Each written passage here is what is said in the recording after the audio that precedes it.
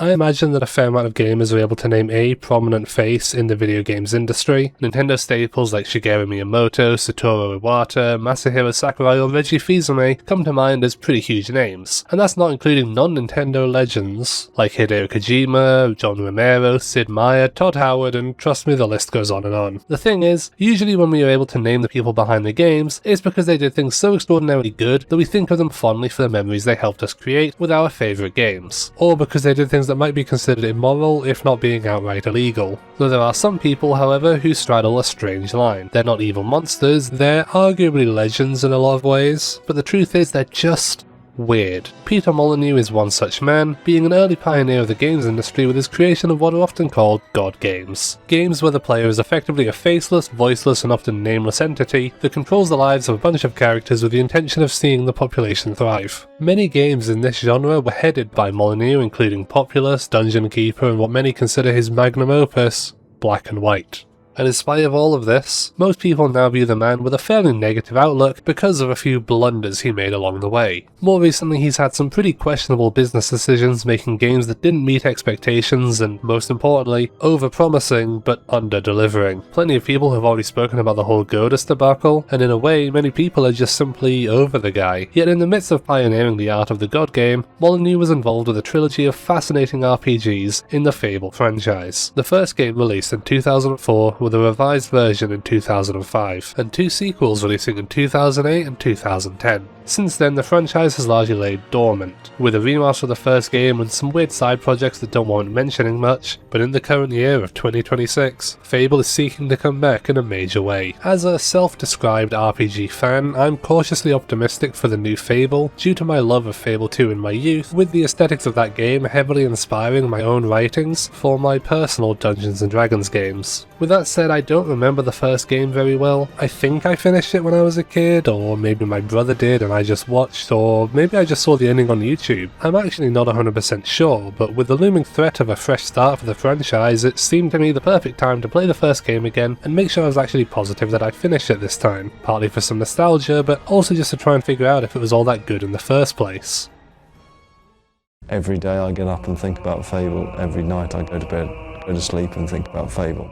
Now look, I don't want to spend more time ragging on Peter Molyneux, but I always start my videos talking about the development of the game in question, so believe me, I'm sorry, but we have to talk a little bit more about the guy, and I can't not mention the statement about the Acorn. The company behind the game is called Big Blue Box, though they are basically just a smaller slice of the greater Lionhead Studios pie, and Molyneux would support this company and other, as they called them, satellite studios, with money, technology and help to make them the best games they could be, which honestly is really cool. Despite his eccentricities and more recent video game failures, it's hard to deny that his enthusiasm for smaller studios is admirable. Down the line, Microsoft themselves got involved with Big Blue Box and offered to publish Fable, though I think from early quotes about the game that the developers were perhaps a little over-ambitious, wanting rolling hills and mountains, dense forests and massively populated cities, and deep character customization including in-game aging and battle scarring. Molyneux himself was even quite famously quoted as stating that Fable would be the best game ever, talking about strange features like planting a tree at the beginning of the game and being able to return throughout to see that little acorn had become a mighty oak. None of these lofty promises were in the game. No sprawling landscapes, no dense forests, the cities are only mildly populated, and while the player character does have an age stat, it barely seems to actually affect anything about the game. Not to mention the nonsense about the acorn, which just isn't true in the slightest. So, okay, sure, maybe the developers' eyes were a smidge too big for their bellies, and Molyneux is an over-ambitious man who believed a little too strongly in them, but when the game properly released in 2004, the game was met with pretty positive reviews overall, and most people tended to really like it. The Lost Chapters re-release / expansion was for some reason viewed a little bit less favourably, but it still seems to have been fairly positive overall. The version I chose to play for my footage was the Fable Anniversary re-release on Steam, just to make sure the visuals are the nicest they could be. It's still a little rough looking, but considering it's originally from 2004, it looks decent enough. More importantly, it's how the game plays and what the story's like, so perhaps we should start taking a look at that. I'll give you a gold piece for each good deed you do around Oakvale. The game opens with our player character as a young lad in a town called Oakvale, celebrating his big sister's birthday. Unfortunate for her, our character has forgotten about her birthday, so we have to do a few chores and good deeds around the village to scrape together some money to acquire for her a box of chocolates. Here the game introduces us to its morality system, and it's actually pretty similar to the Paragon/Renegade system of Mass Effect, in that it's a fairly binary choice of doing a good deed or a bad deed. A man asks you to guard its warehouse and not move from that spot, which counts as a good deed, but an annoying kid tells you it would be really funny to destroy all of his goods, which counts as a bad deed. Either way, you end up gathering the money to progress the game. It's just a matter of how much of a menace to society you want to be. The stakes start off fairly small with a little bit of vandalism or aiding an adulterer, but later in the game your misdeeds may just progress to full psychotic acts. Much like when I covered the Mass Effect trilogy for this channel, I opted to play it fairly heroic for the most part and just stuck to being a good little boy, as that tends to be the way I personally prefer to play these games. So I watched the barrels and I reported on the adulterer, and I just did what I could to help people around the village and make it a nicer place so that their long-lived lives could be filled with happiness and joy for decades to come. Immediately after, everybody in the village is killed and the buildings are burned to the ground during a bandit attack that occurs shortly after giving my sister a box of chocolates. The boy even finds his father's body and is nearly killed himself when a bandit runs up to him, though he is fortunately saved by a mysterious wizard showing up and teleporting him away. Our hero arrives at the Heroes Guild, and here the game introduces a handful of characters, including our mysterious saviour who is called Maze, our similarly aged friend and roommate Whisper, her older brother Thunder, this strange mummy dude called Scythe who won't be reappearing for a long while, and of course our faithful guildmaster, the Guildmaster. Extended lore refers to the bloke as Weaver, but I certainly don't recall him ever being referred to by this name in my playthrough. Maybe I just missed it, but I'm going to refer to him as Guildmaster going forwards. Anyway, we have a few short quests that teach us the controls of the game and showcase more morality stuff as we are offered to shoot down some birds for a reward and some evil points, and we basically just see the lad grow up alongside Whisper as the two of them become full-fledged adult heroes. Our final bit of training as an adult is to put everything in practice to good use against Maze, showcasing our melee, ranged and magical prowess before attending a graduation ceremony. After one final explanation of what it means to be a hero, to accept quests with the intention of making the world a better or worse place, our intrepid hero leaves the guild and ventures into the world of Albion. I thought we'd never get here. You've received a new quest card.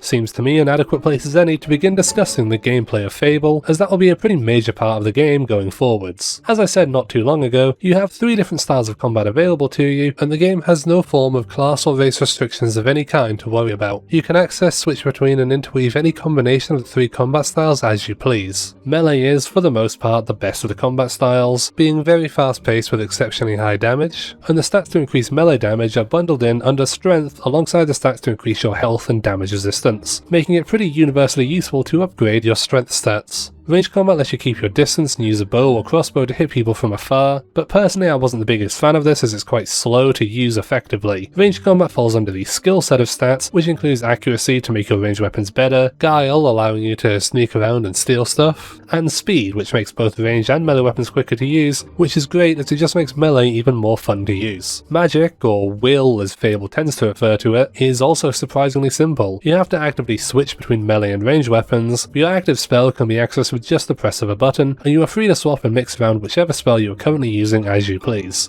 2 of the spells are only accessible to people who are exceptionally good or evil, both of which are able to heal you, and the rest of them are pretty exclusively used to gain some sort of advantage in combat through things like shooting lightning, fire, creating shields, slowing time, or summoning in some assistance. As magic tends to be, it's a fairly versatile tool. However, it requires a lot more stats to put into it to get the most out of it, so for the majority of the game I do just stick with the healing spell to make melee even better, but I do mix it up occasionally. We'll discuss the types of enemies in a later chapter, but know that you can encounter things to fight at random while roaming the wilderness, or as scripted sequences as part of quests. There are plenty of optional quests in addition to the main story, and the game has a relatively decent amount of stuff to do. The guild even offers evil-centric quests, which feels a little bit weird, but is apparently an effort from the guildmaster to incentivize free thinking. Besides that, travel can be a little slow, though you are able to teleport around to places you've been to, should you need. And the world of Albion is a lot more linear than those initial promises may have led you to believe. You may have noticed that at no point did we plant an acorn, and yet our character has already become an adult without revisiting his hometown. And I think that shows that all that nonsense spouted to big the game up was hyperbolic and exaggerated, and the reality is that Fable is actually a fairly small game, with my playtime after finishing it being under 20 hours, which included all of the side quests, silver keys and demon doors.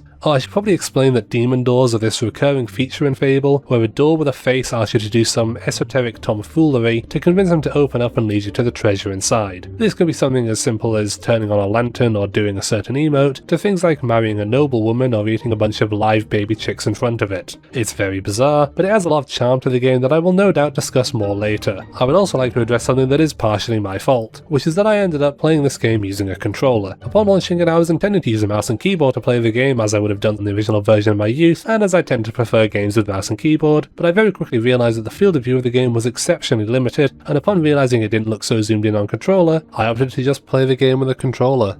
It wasn't until many hours into the game after I'd already acclimated to the controller that I realised you could just zoom the game out on mouse and keyboard, but I'd already progressed far enough that it felt weird stopping. That is my bad, but I can report that the game feels pretty great with both options. Beyond that, you have your typical RPG features you'd probably expect from a game in that genre: buying and selling goods to upgrade gear, finding treasures, going on quests, gambling, fishing, and gaining access to new areas to explore. One fun little twist that I do like on the RPG formula is the option to accept boasts for quests, where you give yourself extra challenges you have to do during the quests, which can range from stuff like keeping guards or citizens from dying, to weird stuff like not using any weapons or armor. It's a pretty cool feature that I don't think I've ever seen anywhere else, and I think the idea is honestly pretty fun as a way to add an extra challenge and potential replayability to the game. In spite of that, however, the game is actually pretty pitifully easy for the most part, and I would be hard pressed to say any part of the game really presented much challenge. I don't think I ever came close to actually dying at pretty much any point in the game, and you're given more than enough resources and finances to keep yourself stable, with resurrection vials effectively giving you multiple lives to play with. And granted, I did just keep the game on the bog standard difficulty, as I tend to find RPG difficulty, especially from this era, can swing pretty wildly into the obnoxiously repetitive, but perhaps with Fable it might actually be recommended to crank that difficulty up if you want to feel something. The reality is that Fable just isn't the ambitious game it was touted as, but that also doesn't mean that it's a bad game. It's not a bad game at all, and if you view it externally to those bold claims made prior to its release and look at it for what it is, you end up with a charming little RPG with all the staples, fun gameplay especially for the time, and a decent story that we'll talk more about now.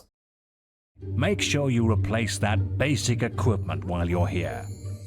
Upon exiting the guild premises for the first time, our first quest to embark on is to simply rid a local campsite of wasps. It is ultimately a fantasy game, so of course these wasps are incredibly large, but that's the entire quest. It's followed up by a trip to the local city, a lovely place called Bowerstone, to chat to Maze. He informs us that he believes our sister, Teresa, also survived the attack on our hometown of Oakvale alongside us, and that he is investigating leads on this. He then roasts us for our subpar equipment, and we meet a woman at the guild called Briar Rose, who, much like Scythe, we can forget about for now. Following this, the Guildmaster has a big boy quest for us wherein we are to either protect or attack a local farm, our first and oddly enough the game's only instance of a moral choice, providing us an entirely different main quest. Much like I imagine a lot of people, I tend to choose the heroic and good options where possible, so I choose to defend Orchard Farm from the bandit attack, meaning that Whisper takes the opposing quest to give us a brief boss battle at the end of it. With the farm saved, it initiates the infamous and dreaded Trader Escort quest, where we have to shockingly escort some traders through a dense forest infested with Balverine, which are basically Fable's equivalent of werewolves. This forest covers a fairly sizable chunk of the playable map, and the quest takes quite a while to complete. You can even recruit an additional trader along the way who will turn into a Balverine if you don't finish the quest quickly enough, which I think as a child I found quite terrifying and adds to a lot of horror atmosphere to this area, though I wouldn't say it takes away from Fable's generally whimsical tone, as it's hard to instill much dread when the traders have these ridiculous mustaches. On the other side of the forest is our hometown of Oakvale, where we are free to trade and mingle and complete additional side quests. The layout is basically the same as it was before the raid, so it's a nice bit of familiarity before going off to rescue your sister. Maze has informed us that our sister resides at a local bandit camp headed by a man named Twin Blades, and so it's our job to use some rather unfortunate sneaking mechanics to frustratingly make our way inside and begin our raid. You're given the option to use disguises and distractions to just walk through all the way to the big men, but I figured it'd be okay to wipe the bandits out for the sake of the XP rewards and the fact that they're bandits. Once we come face to face with Twin Blades, who himself is actually a former guild hero, we have a big and exciting boss fight where we can choose to kill or spare him. The game determines that sparing him is the morally correct choice, and so I do so, coming face to face with Teresa. She is now blind, but has gained extraordinary powers of foresight that grant her mystical visions that tell us of our destiny to head to the arena in an area called Witchwood, our next destination on our so far only vaguely heroic journey.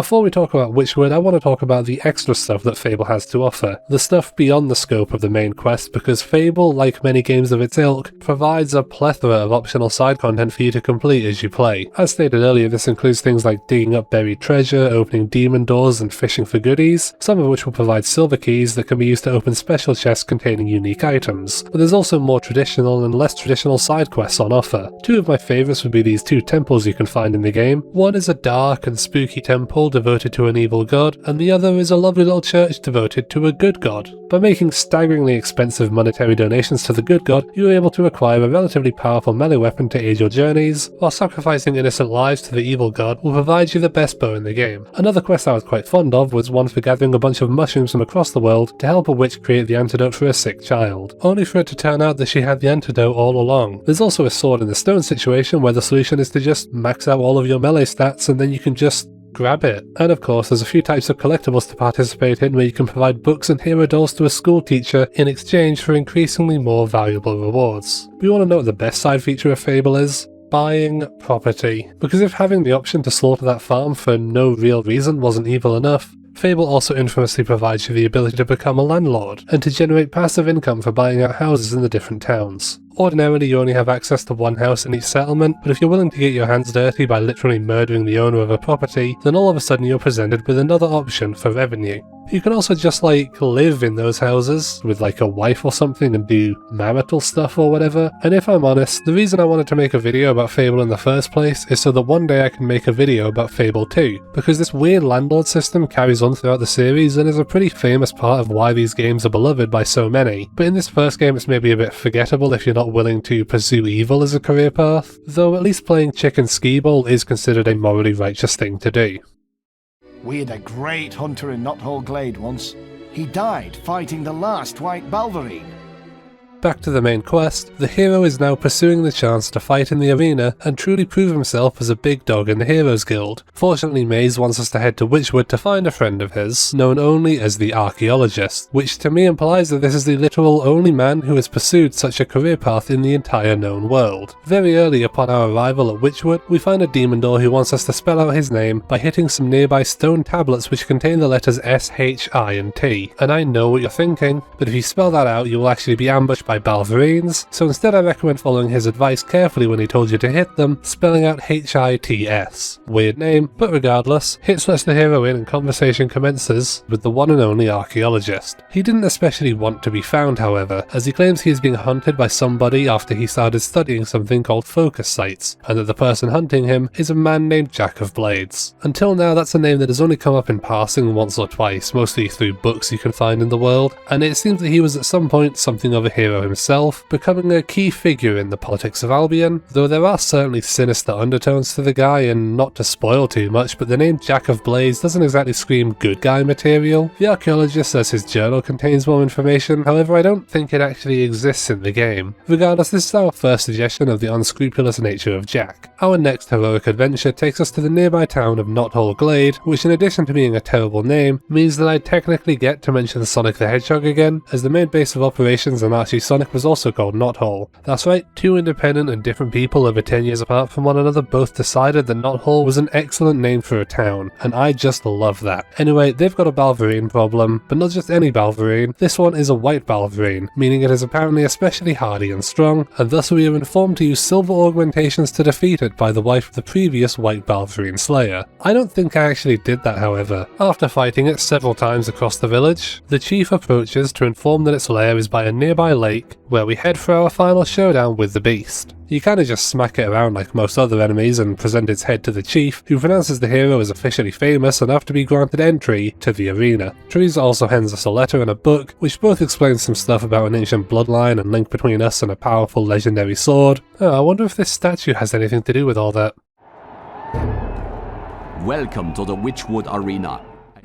Now this may not come as the biggest surprise ever, but the arena portion of the game is a big long combat gauntlet of back-to-back fights, We're informed of the rules, being that our only real objective is to enter the arena and fight until we can fight no more, and if we stay out there, we get more and more money each round, eventually potentially earning a very hefty sum. But if we take a break at any point between rounds, our multiplier is reset and the crowd will think we're stinky and lame. Whether we rest or not, winning entitles us to a special bonus prize from Jack of Blades, who is sponsoring the tournament, though it is noted that only Thunder and Jack himself have ever managed to beat all rounds of the arena without taking any breaks, and as a big tough hero ourselves, it only seems right that we too prove that we can get out there and stay out there for all 8 rounds. This actually fortunately gives me a pretty great opportunity to talk about the game's enemy varieties pretty organically, as each round has us fight a wave of each base game enemy type. Round 1 is Wasps, which are your pretty standard basic RPG fodder enemy you've seen all over. Mud crabs, rad roaches, deep stalkers. If you've played a few RPG games, you know the type. Something to teach you the mechanics of the game early on, but never anything you need to approach with a strategy of any type. And honestly, the same kind of just goes for Hobs, which are just the Fable equivalent of goblins. Sure little things with crude weaponry, just with a silly name much like Round 3's Balverine, with whom we are much more intimately familiar at this point. We're also reunited with Whisper, as she fights alongside us for the remainder of the arena, though admittedly I find her to be nothing more than a distraction for larger hordes of enemies. The 4th round is a wave of undead enemies, which includes some pretty heavily armoured dudes that are a bit tougher to take down, with power attacks being a very useful necessity when fighting them, which kinda makes the next round just being some bandits wearing rags feel like a weird step down to me. Fortunately, they ever so kindly grace us with the 2 worst rounds the arena has to offer back to back, as Whisper and I face against a duo of Earth Trolls who, as you can see from this footage, are big boys that like to hurl mud and slam the ground to stun you for extended periods of time. In the wild, you only ever encounter one at a time, and it's perfectly fine and easy to dodge and weave, but here it is honestly quite obnoxious, made only more obnoxious by the Rock Trolls just being an amped up version, and even more frustrating than this exact same thing, only for the final round to then once again strangely be a step down as we are made to fight this giant, unique scorpion boss not seen anywhere else. And the thing is, since you can actually avoid his attacks, he's honestly a lot easier than the trolls, and not as bothersome to fight in my opinion. But with all that done, we are now finally eligible for our prize as Jack emerges from the shadows.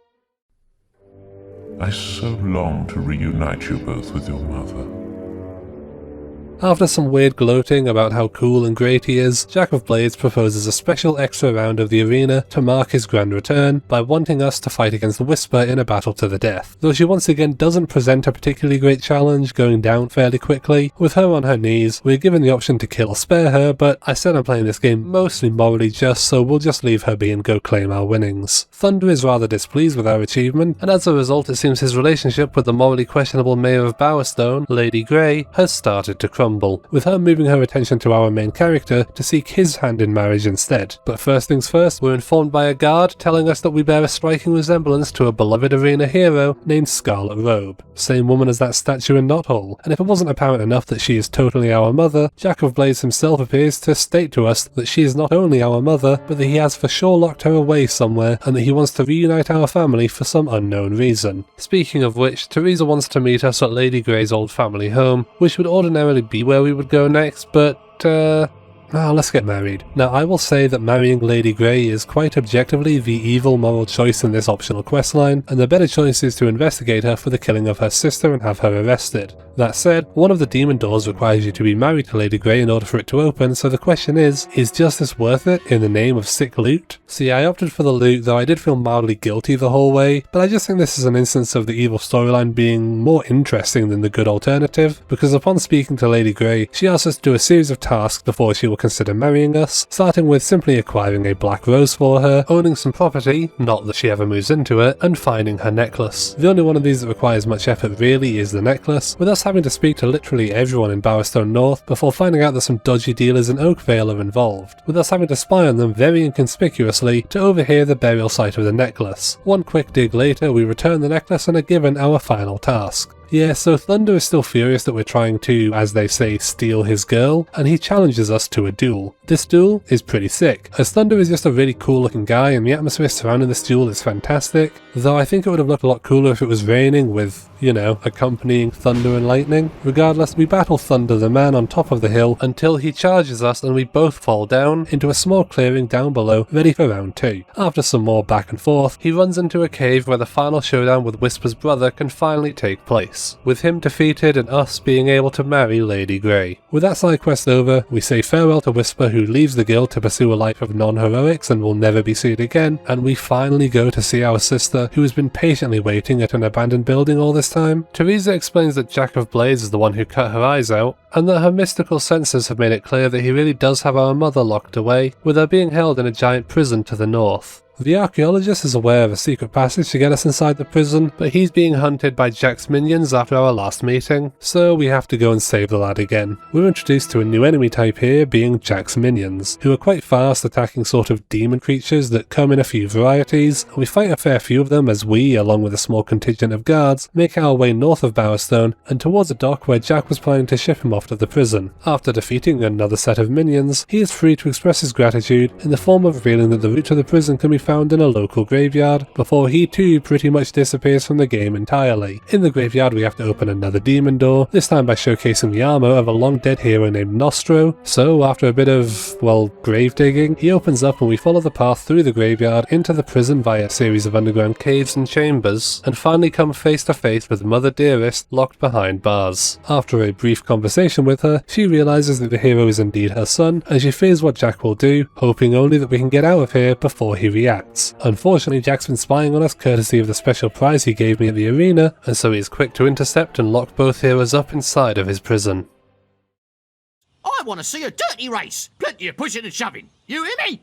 Stripped of our belongings and left in only our oddly patriotic boxers, we are left to rot in prison with our only respite being the annual game the guards like to play, where they make the prisoners run around half naked. The first race is fortunately on the exact day of our arrival, and so we run around and are rewarded with the opportunity to listen to the horrendous poetry of the warden, being given an opportunity to learn the combinations required to open some books he has on a shelf. No matter what, your first attempt will always be a failure, and you will be locked away for another year, race around in your unmentionables once more, listen to the poetry and open a second book, this time always being the correct one. If you ever fail to win the race, you'll be forced to spend another year in prison, so realistically the hero is away for quite a long time during this quest, though the world outside doesn't really change in any meaningful way for the duration of your imprisonment, once again proving contrary to the audacious claims of the game prior to its release. Nonetheless, the book contained the keys to all of the cells, so that we can organise a good and proper jailbreak, whereby we release our fellow prisoners, kill some guards and reclaim our gear, making our way back up to Mother's cell to rescue her and escape via the underground pass and a kraken of all things that is blocking our exit. This is honestly one of the more interesting and unique boss battles in the entire game, as you have to attack his tentacles when they come down. There's actually a bit of forethought has to go into it, but I would say in general that, as with the rest of the game, taking it down wasn't much of a struggle, and the hero and his mother are able to flee the prison safely. Jack is very close to getting an item called the Sword of Aeons, and our family's blood is instrumental to getting the sword, as a special key that only we can attain is necessary. He knows where it is, but our mother decides it's best we find the key while she searches for Teresa to make sure Jack can't attempt to capture her to obtain the key. With our imprisonment now ended, we truly enter the endgame as we prepare to end Jack's scheming once and for all.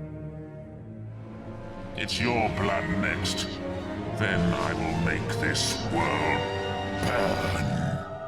The key to the Sword of Aeons, the super weapon of ultimate destruction that Jack intends to use to rule the world, is located in a place called Hook Coast. We cannot currently travel to the Hook Coast, so we have to find a way to do so. Luckily, we already passed the portal long ago when taking those traders through to Oakvale, so by simply wailing on hordes of undead that attempt to assault us, we were able to activate the portal and teleport through to the final area of the game. We cannot currently do anything useful here, as a magical barrier blocks us from progressing, so our mother encourages us to return to the guild and read a book she found in Maze's quarters. However, upon our arrival, she is kidnapped once again by some minions and we are left with only the book. Unable to read it, we take it to the guildmaster who speaks all manner of ancient languages to help us dispel the barrier. Upon arrival to the coast, we find it under siege from Screamers, a new enemy type who do what they say on the tin. We also find Maze beyond the barrier having captured Teresa and attempting poorly to convince us that she is planning to betray us for Jack, though the main man himself arrives to inform Maze that the deception is unnecessary, showcasing that Maze has orchestrated our entire heroic journey with the primary intention of aiding Jack all along. He burned Oakvale, delivered Teresa to him, had us release the archaeologist so that Jack could try and eliminate him. All along, Maze was just a really uncool guy looking to seek immortality, and he picks a fight with us now to try and stop us from defeating Jack. In a fairly long fight, as Maze teleports around all of Hook Coast, we chase him around and beat him up until eventually he falls, claiming that in the end perhaps we are strong enough to stop Jack after all, and stating that if we truly think we can stop him, then we need to stop Jack from activating several magical sites across Albion. And so we run around to a bunch of different areas, fighting alongside other heroes like Briar Rose and Thunder in these various sites. There's really not much to talk about here, just teleporting to places and fighting some minions ad nauseum, with Jack always being one step ahead of us. It's only at the final of these locations that we find Jack holding our mother hostage as he teleports to the Heroes Guild where the final showdown takes place. Beneath the now on fire guild, we arrive just in time to watch Jack kill our mother and grab hold of the sword he was after as a good old 3-phase boss battle begins. First off, a wave of minions, followed by a traditional sword battle against Jack, and finally a fight where Jack becomes big and floaty and we have to shoot him down with our bow, truly showcasing all of our talents as we defeat the rather underwhelming boss and free our sister, who states that we can either kill her with the sword to make it exceptionally powerful, or throw it away to be a good little boy. I, blessed with the foresight of Fable 2, choose to spare Teresa's life and be rid of the sword.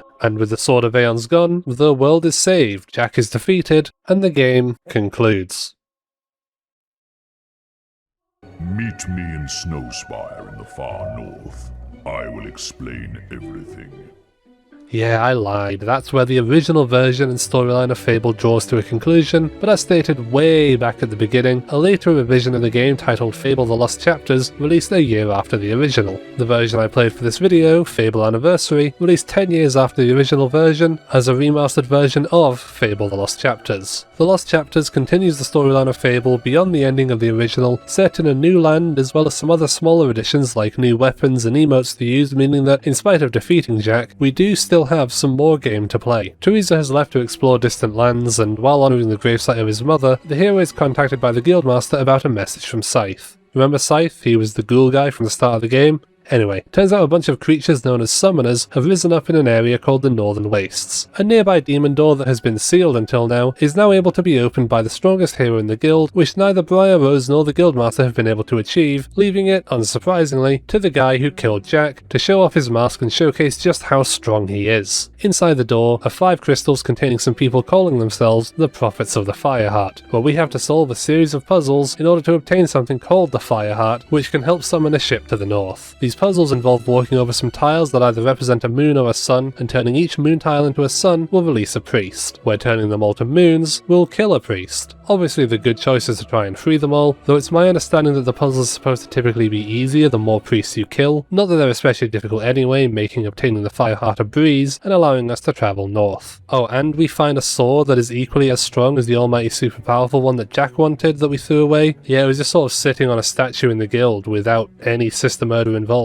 Well, back we go to Hook Coast to use the Fireheart to summon a ship, you know, as you do by placing it at the top of the lighthouse and fighting the summoners attempting to stop us alongside our friend Briar Rose. Summoners are definitely the tankiest enemies in the game, and in theory I would say they're the toughest one to fight in larger groups of, but considering how highly leveled my stats and equipment are by this point in the game, I still wouldn't say they're difficult. With them defeated and the Fireheart safe, a large ship emerges from some rather shallow looking water, allowing us to travel to the Northern Wastes, an even more frozen wasteland where Scythe speaks to us to inform us to travel to the town of Snowspire to discuss what is causing these summoners to rise up. And travel we do, meeting him in the town to speak to the town's oracle to uncover the information it hides, meaning we need to head to the local graveyard to get some glyphs. This whole area is basically a really big, really long fight against a bunch of enemies as I traverse the area looking for stone slabs hidden in graves. It takes a while to gather all 4 of them, but I'd be lying if I said anything particularly worth talking about happens during all of it. Back in town, the oracle, which is this big wall with heads, reveals to us that the summoners have been,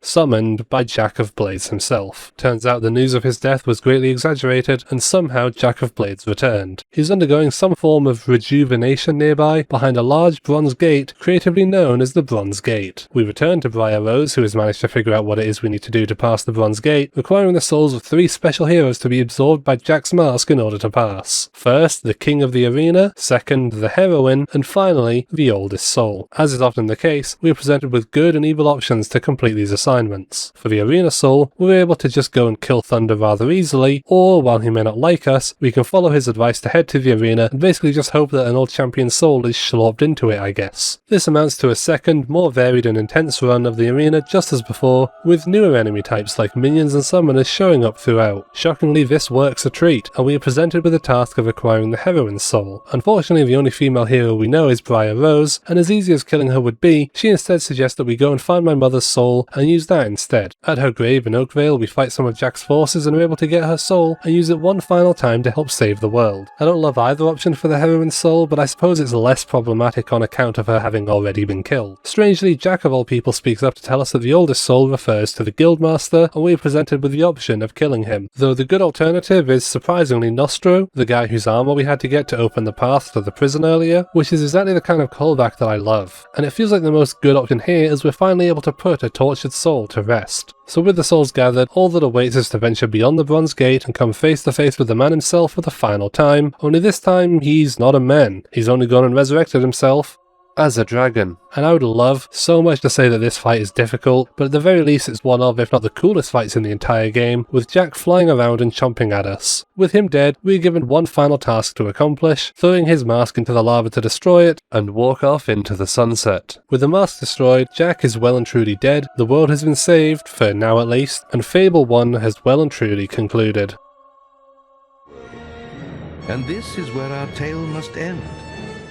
One thing that always struck me as noteworthy and memorable about Fable as a franchise is how aggressively British it is. Most of the characters have notably English accents with plenty of Yorkshire twangs to be had, and being from Northern England myself, it just always felt very familiar. Not to mention just how British the tone is, with weird tonal shifts between attempted seriousness and sincere stakes to slapstick silliness, sarcasm and strangeness. And I think I've made it pretty clear that Fable is in no way a mind-blowing experience that is an absolute must-play. At its core, it's a simplistic RPG that tells a simple story through a game that is fairly easy but also fairly fun. None of the characters have that specialness that characters from Mass Effect have, for example, and Jack of Blaze is just an okay villain at best, but I still really liked it. If the game was only ever portrayed and advertised as it is, then I think people would have had less to say about Peter Molyneux, but the things that were said, and the product was not what was expected. Fable was never going to be as big as games like Morrowind or as complex as games like Vampire the Masquerade Bloodlines, and to a seasoned RPG fan who loves the genre and wants to try an older game that they can, and I do intend this pun, sink their teeth into, I would recommend those games wholeheartedly and place them much more highly above Fable. But I know that not everyone is a die-hard RPG fan who can get into peculiarities from the early 2000s, and not everyone is willing to spend the time learning not just how to play the game and how the systems work, but to even just get the games working in the first place. As it is, Fable is a short game by RPG standards, with my 100% content but not achievement playthrough only racking up to about 20 hours of playtime, with the game running instantly and perfectly after downloading it, and I had a fun time playing it. It didn't blow my mind or even knock my socks off, but at no point was I upset or angry, and I never had to frantically Google how a mechanic works, which is a huge positive, making for an extremely accessible game. To me personally, Fable marks a fun foundation for a whimsical world that doesn't take itself too seriously, that would allow for future installments to adapt and, in my opinion, improve upon the ideas to make some very formative memories for a young Dildano. Between how much I love Fable 2 and my cautious optimism to the, at the time of this video's release, upcoming Fable reboot reimagining game confoundingly just titled Fable, the franchise means quite a lot to me and to many others as well.